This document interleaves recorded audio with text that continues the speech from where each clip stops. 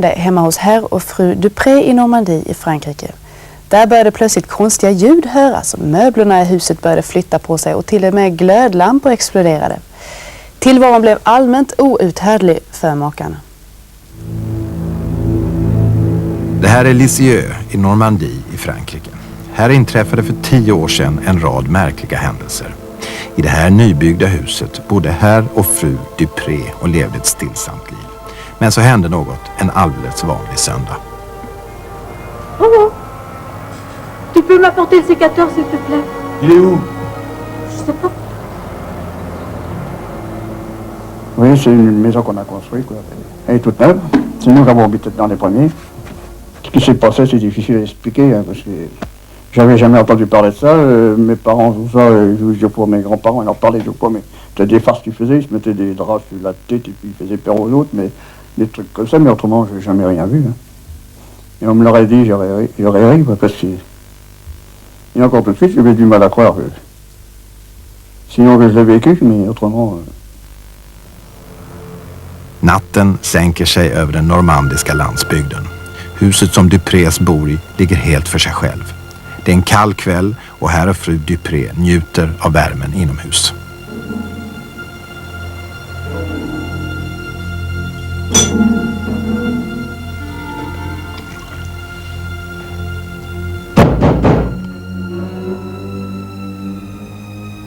Qu'est-ce que c'est? J'y vais. De blir förvånade. De väntar inget besök.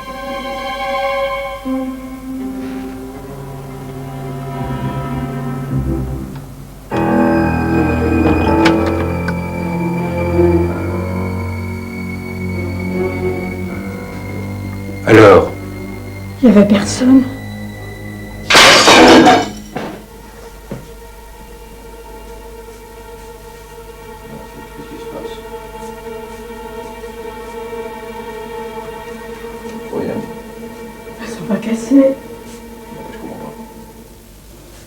On entendait des bruits de vaisselle. On croyait tout d'abord qu'il y avait des gens, mais en fait, il n'y avait personne. Et après, ça revenait tout le temps, quoi. Voilà, on a passé la nuit comme ça. Trots sin oro bestämmer sig Duprés för att gå till sängs. Men allt är inte som det ska.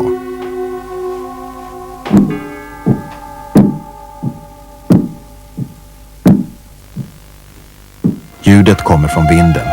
Det är alltså någon i huset.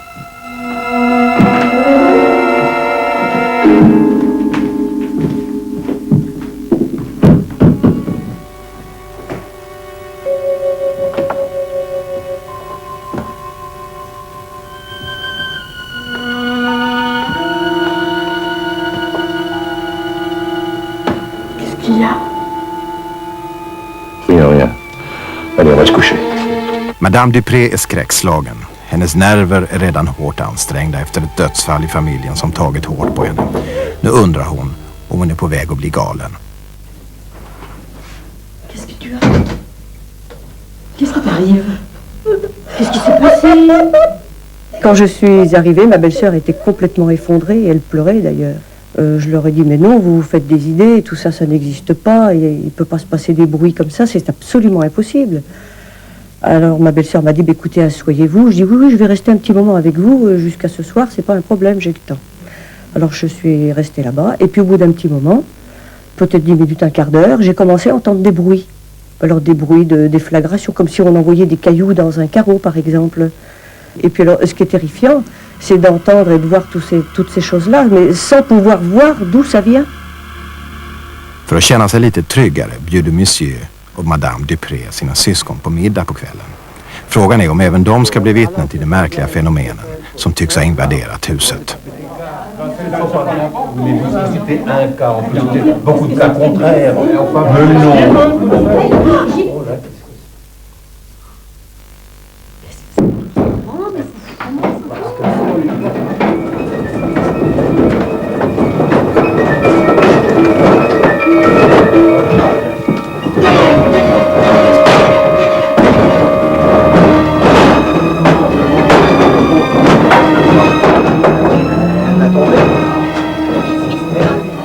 Ce soir-là, à un moment donné, on entend un bruit de porte, des portes qui tapaient.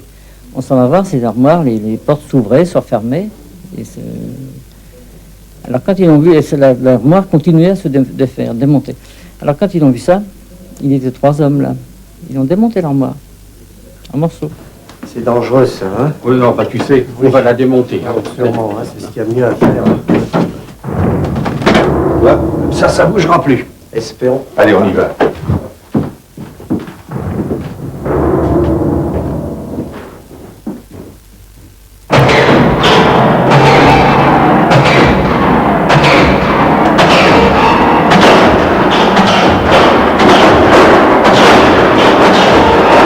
Et on est arrivé, on voyait les planches se soulever, ils tapaient ensemble, se soulevaient. Et alors là, bon, bah, c'était... Elle a fermé la porte de la chambre, elle m'a dit, il faut plus dans cette pièce-là, parce que vraiment, on avait peur, on se demandait ce qui se passait. Hein. Et c'est pour ça qu'après, on a fait venir un peu de la famille pour faire voir quand même que ces bruits-là, on ne les inventait pas. Je dis qu'on était là en bas.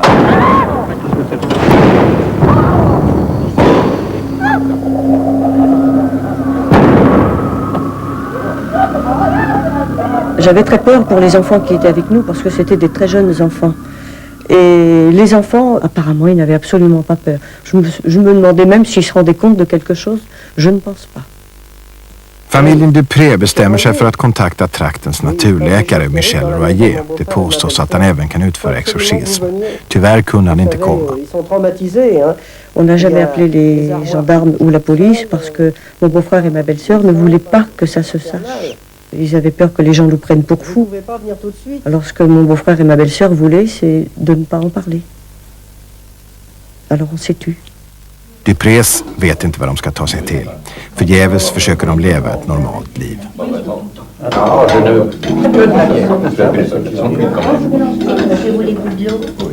Écoutez. Qu'est-ce que c'est que ça? C'est mon carillon, mais il est cassé. Allez-y. På vinden ligger ett väggur, men det saknar urverk. Så frågan är varifrån ljudet kommer.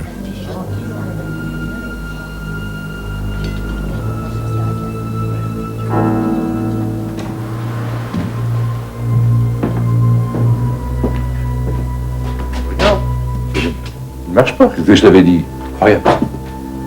Ouais, je comprends pas. Je comprends pas.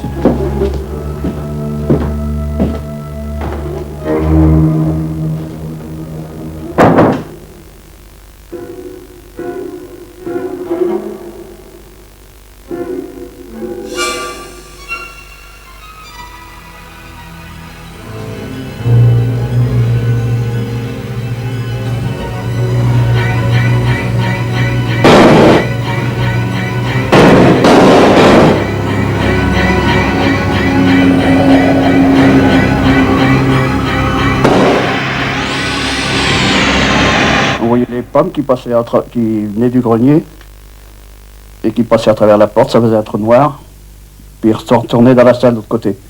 Alors, la saison c'était que ça se passait, il n'y avait presque plus de pommes. On savait ce qu'il y avait en haut, on savait ce qu'il y avait en bas, et puis tout y descendait, et puis il n'y en avait plus en haut. On les remontait en haut, ils redescendaient en bas. C'est très traumatisant. Puis alors nous, notre problème, c'était surtout de ne pas en parler, parce que on s'est dit, les gens vont dire, ils sont fous. Dans la famille, ils sont fous. Il n'y a pas d'autre solution. On peut pas croire, on peut pas faire croire à quelqu'un qu'il passe une pomme à travers la porte et puis que ça fait pas de trou. Il dit, ils sont pas bien.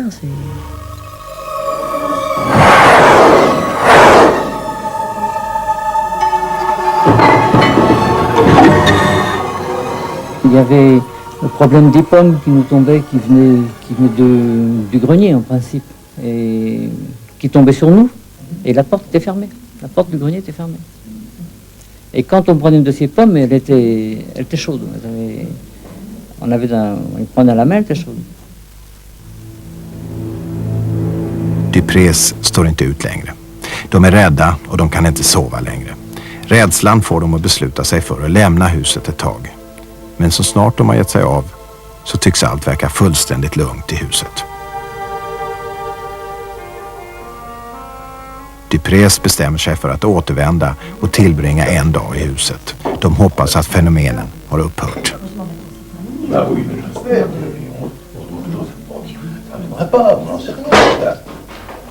Moi, je me suis jamais habituée à ce genre de phénomène.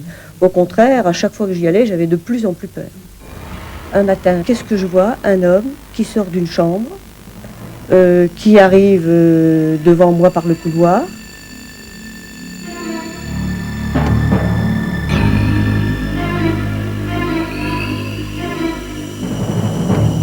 J'ai eu très peur, mais très très peur. Et je me suis dit, donc, ce qu'on raconte, c'est peut-être vrai. Je n'ai jamais pu voir qui c'était. Et la seule chose qu'il y avait depuis le début du couloir, c'était la boucle de son ceinturon, mais qui brillait comme un cuivre que vous venez d'astiquer, si vous voulez. Et ça qui s'approchait, c'est surtout ça qui était très très lumineux. Au moment où il a mis la main sur la clenche de la salle, il a disparu d'un seul coup. Ça me bouleverse, j'y comprends rien. C'est la première fois que je vois ça, alors que je n'y croyais pas et je trouve pas d'explication. Vad ligger bakom det helvete som plågar dessa människor? Har dessa fenomen verkligen ägt rum eller är det en kollektiv synvilla? Vissa psykiater anser att det är sorgen efter dödsfallet i släkten som tar sig sådana här uttryck. Nous sommes devant des esprits normaux et sains. Comment des esprits sains peuvent effectivement fabriquer de telles images si elles les ont fabriquées? Eh bien, on connaît dans les chocs affectifs graves, particulièrement graves, de nombreux exemples où des gens ont vu revenir à eux, du moins en images, leur passé et en particulier le défunt. On peut très bien imaginer la solution suivante, c'est qu'une personne ait eu un choc affectif grave et donc perçoive une image et que cette personne soit suffisamment convaincante pour avoir quelque part un pouvoir hypnotique qui peut-être amènerait tout un groupe à percevoir cela.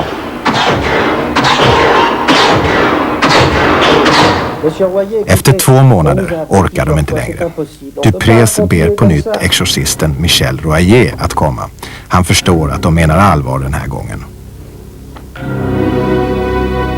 Lorsque je suis arrivé chez monsieur et monsieur Riret, eh bien j'ai ressenti quand même quelque chose d'inquiétant, quelque chose de très très fort. Quelque chose en moi qui se déroulait déjà, des forces qui essayaient de me nuire. Les esprits peuvent faire d'énormes choses, ils sont très malins, ils sont très forts. Oh, ça vient, ça commence. Ça commence.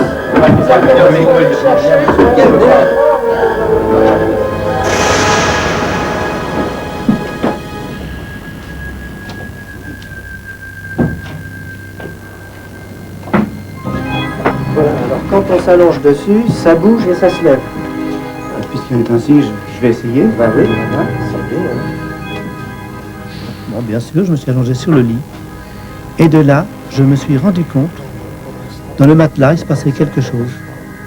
Et quelque chose quand même assez inquiétant, on sentait quelques petits craquements. Mais je me suis ressaisi, je ne voulais pas me laisser avoir.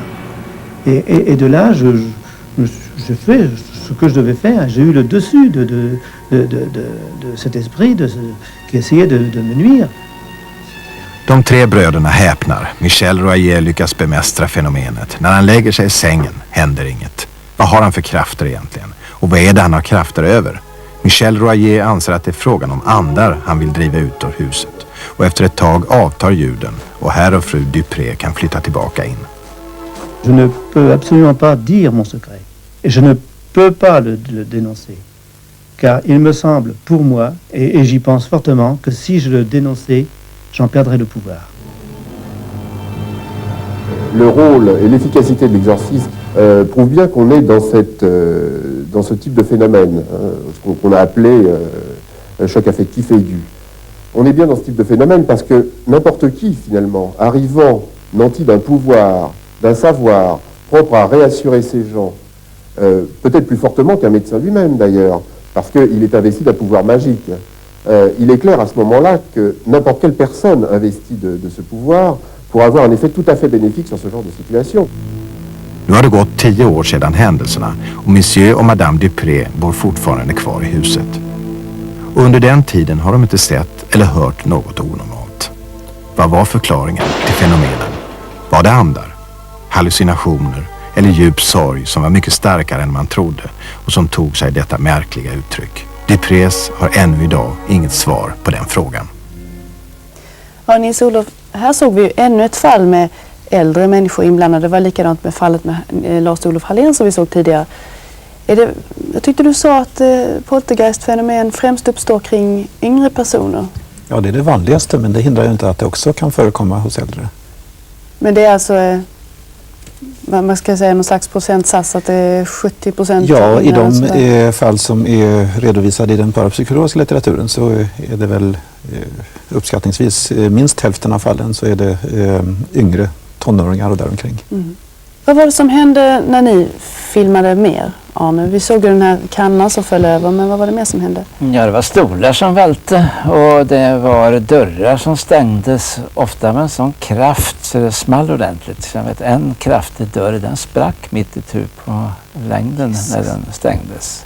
Och när det hände 5 meter bakom ryggen så blir man ju lite varmare om kinden. Ja, det skulle jag tänka mig. Ja. Men sen så vänjer man sig. Men det är sådana saker och det kom mera pisksnärtaktigt än vad det gjorde i den här filmen. Ja, det kan ju kanske vara olika. Det kan vara olika från fall till fall. Det. Ja. En intressant detalj i den här filmen som talar emot att det bara skulle vara en kraftig sorg, det var den lilla detaljen om att äpplena var varma när de kom från vinden. Ja. Det upplevde jag också med en del av de föremål som kom faran, att de var påtagligt varma, nästan heta att ta i. Och du hade också varit med om det? Ja, det var 74. Jag träffade Uri Geller då och där hände ett sånt där fenomen i närheten av honom. Och när vi plockade upp föremålet så var det varmt. Det är alltså något genomgående det här med poltergeistfenomenet? Det är någonting som man ofta noterar som finns beskrivet också i andra rapporter. Kan det komma sig? Ja, man kan spekulera att det är någon sorts energiurladdning eller energiförtätning som har hänt kring det här föremålet som yttrar sig som värme. Bedrivs det forskning på poltergeist i Sverige idag? Ja, det gör det ju så tillvida att det finns ju forskare som är intresserade av att undersöka sådana här fenomen när man får reda på dem. Men de här fenomenen kommer ju inte på beställning, de dyker upp någonstans. Och då vill det till att det finns någon person som har möjlighet att åka dit just då. Och det är inte säkert. Om det nu sitter någon hemma i stugorna och har sådana här fenomen för sig, eller vad ska de göra av de här upplevelserna tycker du? Kort. Ja, de kan ta kontakt med Sällskapet för parapsykologisk forskning i Stockholm. Det är det bästa? Ja. Okej, tack så mycket så länge. Vi har tidigare i serien träffat parapsykologen William Roll som forskat just på spöken och poltergeist. Han har en hel del intressanta tankegångar om spöken och poltergeistfenomen och idag ska vi låta honom prata lite om just poltergeist. Vad kan vi egentligen lära oss av poltergeistfenomenen inför framtiden? Well, first of all, we can learn about a connection that humans may have with the physical environment. Usually we divide the world into mind and matter, and many of us think that only matter exists, that is matter in the sort of old Newtonian world picture. Now these occurrences, in psychic occurrences, parapsychological occurrences in general, demonstrate that we have an intimate and direct contact with the environment and with each other, and that I think has implications for human society. And then also we are dealing with energy form. Now these poltergeist occurrences, as you say, there is display evidence of rather strong energy. And the person doesn't know that he or she is causing these things. It's unconscious. So can this energy, as you say, be put to use? Maybe there's an energy form that can be used in other ways to replace familiar forms of energy. Tack snälla Nils-Olof Jakobsson för att du kom hit återigen. Tack också Arne Groth för att du kom hit och delade med dig av dina erfarenheter. Nu börjar vi närma oss slutet av serien. Det är faktiskt bara 2 program kvar. Så missa inte dem för allt i världen. Nästa vecka ska vi utforska ämnet healing som kanske mer är känt under det gamla namnet helbrägdarrörelse. För många betyder ju healing kvacksalveri och en värld av charlataner. För andra betyder det att verkligen få smärtlindring för sina plågor, både själsliga och fysiska. Men hur kan det vara så?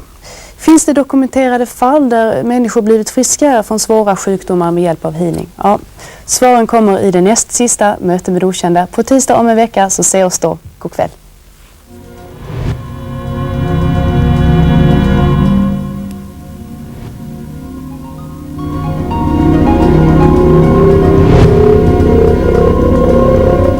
Medan vi nu ska till Snowy River. Vad kan du ta i bakfickan för Matt och Kathleen? Ja, det får du veta direkt efter pausen.